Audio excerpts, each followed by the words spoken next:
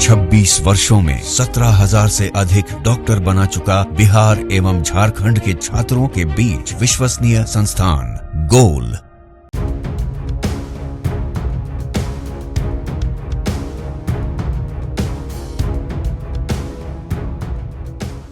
अभिजीत है, आप news for addition देख रहे हैं। महाराष्ट्र के दिग्गज नेता और अजीत पवार वाली एनसीपी गुट के वरिष्ठ नेता बाबा सिद्दीकी की कल रात जो है अज्ञात अपराधियों ने 3 गोली मारी, जिसके बाद से बाबा सिद्दीकी को लीलावती अस्पताल ले जाया गया, लेकिन लीलावती अस्पताल में बाबा सिद्दीकी ने दम तोड़ दिया। अब कौन थे बाबा सिद्दीकी? हालांकि बिहार से नाता था बाबा सिद्दीकी का, गोपालगंज के मांझा के रहने वाले थे बाबा सिद्दीकी, और महाराष्ट्र जाकर अपनी राजनीतिक यानी सियासी पारी का जो है वो शुरुआत किया।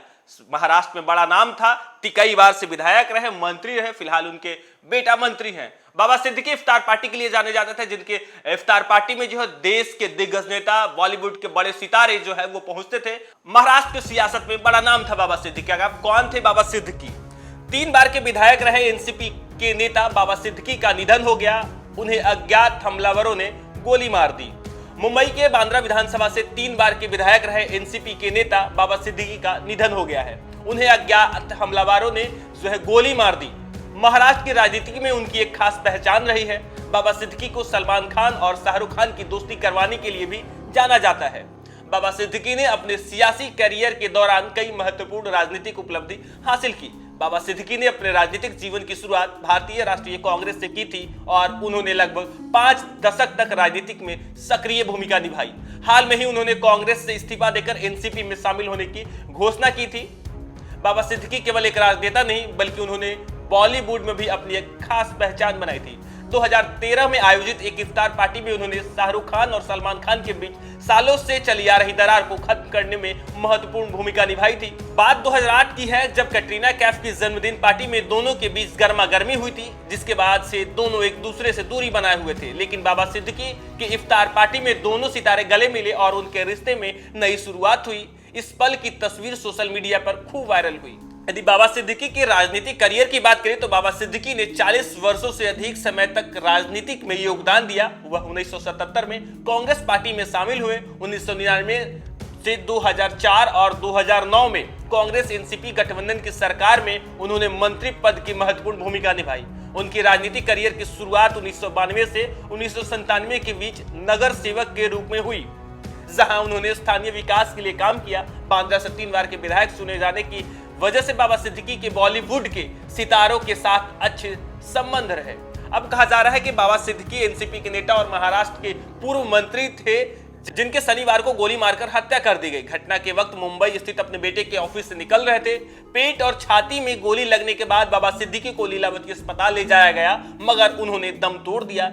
इस हत्याकांड को लेकर जो है 2 आरोपी को गिरफ्तार किया गया है, जिनमें से एक उत्तर प्रदेश, दूसरा हरियाणा का रहने वाला है। तीसरा आरोपी अभी तक फरार है, जिसकी तलाश जारी है।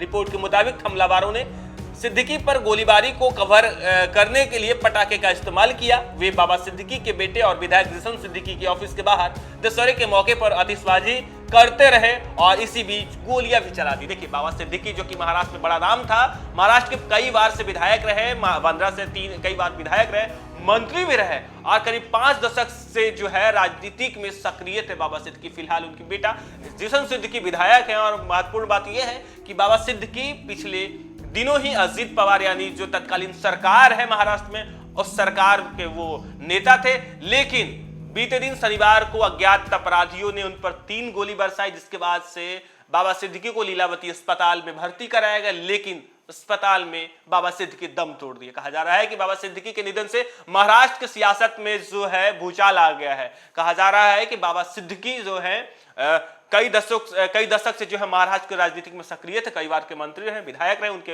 बेटा भी मंत्री हैं। लेकिन अब इस तरीके से जब बाबा सिद्दीकी पर गोलीबारी होती है, गोलीबारी के बाद जो है बाबा सिद्दीकी की मौत हो जाती है, इसके बाद से पूरे महाराष्ट्र में हड़कंप मच गया। एक तरफ विपक्ष जो है वो लगातार सरकार से सवाल पूछ रही कि आखिर किस तरीके से, क्यों ऐसी घटना हो रही है, जब आम लोग से लेकर खास लोग भी हमलावरों के निशाने पर रहते हैं, जब मंत्री और पूर्व मंत्री महाराष्ट्र में सुरक्षित नहीं है, तो आम लोग कैसे सुरक्षित रहेंगे। उन्होंने तो, विपक्ष ने तो अब मुख्यमंत्री से भी इस्तीफा मांग दिया है। अब बाबा सिद्दीकी के मौत के बाद पूरे महाराष्ट्र में जो है सियासी हड़कंप मच गया। फिलहाल के लिए इतना ही। आप देखते रहिए न्यूज़ फॉर नेशन।